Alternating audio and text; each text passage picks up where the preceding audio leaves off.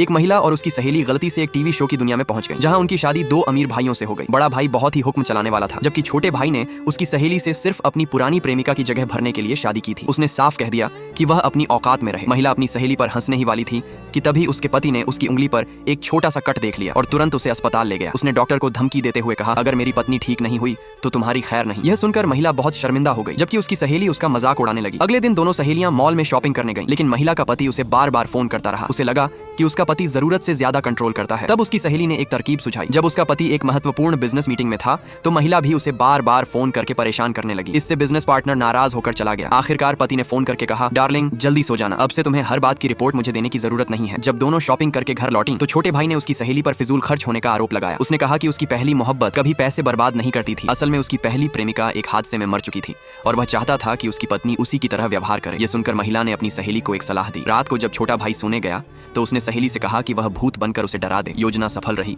और छोटा भाई डर के मारे बेहोश हो गया। अगले दिन जब वह उठा तो सहेली ने कहा कि अब वह उसकी पहली प्रेमिका जैसे कपड़े पहनने जा रही है। ये सुनते ही उसने उसे रोक दिया और कहा कि अब से वह जैसी है वैसी ही रहे। कुछ समय बाद उनकी सास उनसे मिलने आई। छोटे भाई ने शिकायत की कि उसकी पत्नी और भाभी उन्हें हर दिन परेशान करती हैं। महिला ने अपनी सहेली से कहा, अब कहानी में सास हमें घर छोड़ने के लिए पैसे देंगी, लेकिन हुआ उल्टा। सास ने एक बड़ा चेक निकालकर कहा, यह इस महीने का तुम्हारा पॉकेट मनी है। सहेली ने हैरानी से पूछा, क्या आप नहीं चाहती कि हम यह घर छोड़ दें? सास ने तुरंत जवाब दिया, आखिरकार कोई तो मिला है जो मेरे बेटों को काबू में रख सकता है। तुम दोनों बिल्कुल नहीं जाओगी। असल में वह खुद भी अपने बेटों के गुस्से से परेशान थी। इसके बाद तीनों महिलाओं ने मिलकर एक गठबंधन बना लिया और तय किया